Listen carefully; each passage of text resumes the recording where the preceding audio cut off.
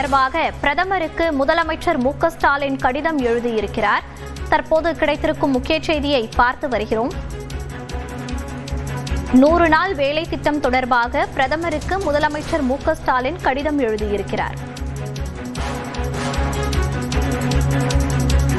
VPG Ramji சட்ட முன்வடிவை நடைமுறைப்படுத்த எதிர்ப்பு தெரிவித்து முதலமைச்சர் மு.க.ஸ்டாலின் பிரதமருக்கு கடிதம் எழுதியிருக்கிறார். 100 நாள் வேலை திட்டம் தொடர்பாக பிரதமருக்கு முதலமைச்சர் மு.க.ஸ்டாலின் கடிதம் எழுதியுள்ளார். விபிஜி ராம்ஜி சட்ட முன்வடிவை நடைமுறைப்படுத்த எதிர்ப்பு தெரிவித்து முதலமைச்சர் மு.க.ஸ்டாலின் பிரதமருக்கு கடிதம் எழுதியிருக்கிறார். தற்போது கிடைத்திருக்கும் முக்கிய செய்தியை பார்த்து வருகிறோம்.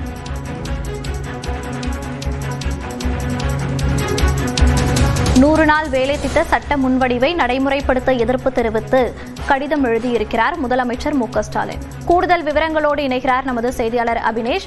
அபினேஷ், இந்த கடிதத்தில் முதலமைச்சர் என்னென்னலாம் குறிப்பிட்டிருக்கிறார்? விவரங்கள். மகாத்மா காந்தி தேசிய ஊரக வேலைவாய்ப்பு உறுதி சட்டம் 2005 ரத்து செய்து அதற்கு பதிலாக Vikas Bharat guarantee for Roger Ajwa mission என்கிற விபிஜி ராம் என்கிற 2025 சட்ட முடிவினை நாடாளுமன்றத்தில் அறிமுகப்படுத்தியதற்கு தமிழ்நாடு அரசின் ஆழ்ந்த கவலையும் கடுமையான எதிர்ப்பையும் தெரிவித்து தன்னுடைய கடிதத்தில் முதலமைச்சர் மு.க.ஸ்டாலின் பிரதமருக்கு எழுதியிருக்கிறார்.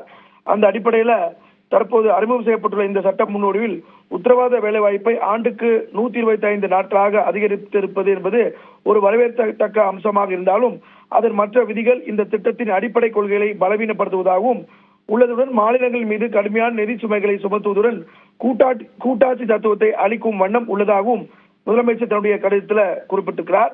மேலும் முதலமைச்சர் இச்சட்ட முன்வடிவு மாநிலங்களின் நிதியமையும் அதே போல் நாடு முழுவதும் உள்ள கோடிக்கணக்கான ஏழை கிராமப்புற தொழிலாளர்களின் வாழ்வாதாரத்தையும் கடுமையாக பாதிக்கும் என்றும் முதலமைச்சர் மு.க.ஸ்டாலின் இந்த கடிதத்தில் சுட்டிக்காட்டியிருக்கிறார்.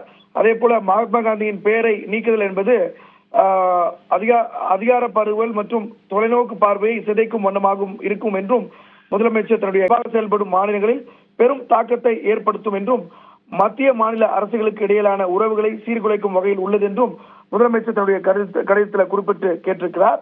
எனவே இந்த கடிதத்தின் வாயிலாக பிரதமரை தேவையான அடிப்படை வாழ்வாதாரமாக திகழக்கூடிய இந்த கிராமப்புற வேலை வாய்ப்பு உத்தரவாத திட்டம் தொடர்வதை உறுதி செய்யும் பணியில் 100 நாள் வேலை திட்டம் தொடர்பாக பிரதமருக்கு முதலமைச்சர் மு.க.ஸ்டாலின் கடிதம் எழுதியிருக்கிறார். இது குறித்த கூடுதல் தகவல்களை பதிவு செய்தமைக்கு நன்றி அபினேஷ்.